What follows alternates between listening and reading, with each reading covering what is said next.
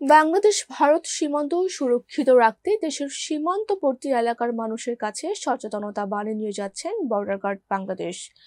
এরই ধারাবাহিকতায় সোমবার বিকেলে ঠাকুরগাঁয়ের বালিয়াঢাঙ্গি উপজেলায় ধনতলা বিওপি সীমান্ত এলাকার মানুষদের নিয়ে ধনতলা উচ্চ বিদ্যালয় মাঠে একটি সচেতনতামূলক সভা করেন বিজিবির ঠাকুরগাঁও সদর দপ্তরের sector commander colonel Golam Rabbani.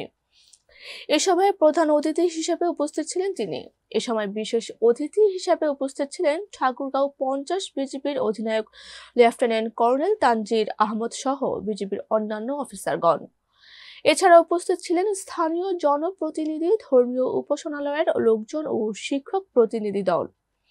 সচেতনতামূলক সভায় প্রধান অতিথির বক্তব্যে ঠাকুরগাঁও সদর দপ্তরের sector commander colonel Golam Rabbani বলেন, আপনারা যারা সীমান্তে চাষাবাদ করেন তারা নিজস্ব জমিতে চাষাবাদ করবেন, ভারতীয় জমিতে যাবেন না এবং গরু চড়াতে চড়াতে সীমান্ত অতিক্রম করবেন না। চোরাচালানের সাথে জড়িত এমন কেউ থাকলে তারা আলোর পথে ফিরে আসুন। যে কোনো রকম অনাকাঙ্ক্ষিত ঘটনা যাতে না ঘটে, এক্ষেত্রে বিজিবি ও জনগণকে একসাথে সচেতনতার সাথে কাজ করতে হবে। সভা শেষে বিজেপির এই কর্মকর্তা সভায় উপস্থিত প্রায় 5 শতাধিক মানুষের মাঝে কম্বল বিতরণ করেন। রংপুর জেলা প্রশাসকের কার্যালয়ে মতবিনিময় সভার শুরুতে নেসকো কর্তৃপক্ষ প্রেজেন্টেশনে এলইডি স্ক্রিনে মুজিব শতবর্ষের লোগো ব্যবহারের ঘটনায় তীব্র বিরোধিতা করে বৈষম্য বিরোধী ছাত্র আন্দোলন রংপুর এবং জাতীয় নাগরিক কমিটির রংপুরের সদস্যরা। বিকেলে রংপুর জেলার প্রশাসক কার্যালয়ে নর্দার্ন ইলেকট্রিসিটি সাপ্লাই কোম্পানির প্রি পেমেন্ট মিটার স্থাপন বিষয়ক একটি মতবিনিময় সভার প্রেজেন্টেশন মুজিব শতবর্ষের লোগো ব্যবহার করায় উত্তেজনাকর পরিস্থিতি সৃষ্টি হওয়ার পরে সভাটি স্থগিত করা হয়।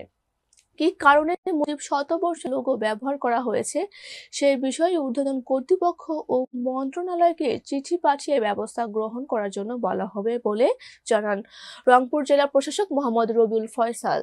এ সময় সভায় উপস্থিত ছিলেন বৈষম্য বিরোধী ছাত্র আন্দোলন রংপুর মহানগরের আহ্বায়ক ইমতিয়াজ আহমদ ইমতি, যুগ্ম সদস্য সচিব রাজিমুজ্জামান হৃদয়, জাতীয় নাগরিক কমিটির রংপুরের সংগঠন আলমগীর নয়ন, রংপুর সাংবাদিক ইউনিয়নের সভাপতি খালিকুজ্জামান সালেক, রংপুর মহানগর নাগরিক কমিটির সদস্য সচিব অ্যাডভোকেট পলাশ ক্রান্তি নাগ প্রমুখ।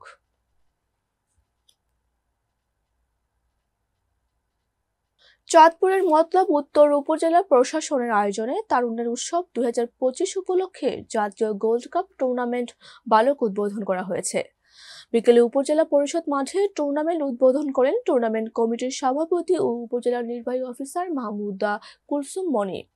আর উপস্থিত ছিলেন সহকারী কমিশনার হিল্লোল চাকমা, মতলব উত্তর থানার ওসি মোহাম্মদ রবিউল হক, সিনিয়র উপজেলা মৎস্য কর্মকর্তা বিজয় চন্দ্র দাস, উপজেলার শিক্ষা অফিসার মোহাম্মদ আক্তার হোসেন, মাধ্যমিক শিক্ষা officer Ashraful Alam, academic supervisor Saiful Islam, ICT officer Mohammad Shahjahan Haque, সরকারি কর্মকর্তা, রাজনৈতিক নেতৃবৃন্দ ও সাংবাদিকবৃন্দ।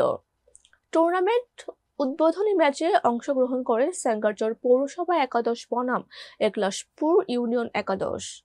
25 মিনিট করে 50 মিনিটের খেলায় 3-0 গোলে বিজয় হয় সেঙ্গারচর পৌরসভা একাদশ। উদ্বোধনী বক্তব্যে ইউএনএ ফাহমিদা কুলসুম মনি বলেন, খেলাধুলা তারুণ্যকে আরো গতিশীল করে। খেলাধুলায় লিপ্ত থাকলে সামাজিক অপরাধ থেকে মুক্ত থাকবে বলে আমি বিশ্বাস করি। প্রত্যেকটি তরুণ খেলাধুলার মাধ্যমে একদিন দেশকে উন্নত দেশের শিখরে নিয়ে যাবে আর সোনার বাংলাদেশ হিসেবে রূপ নেবে।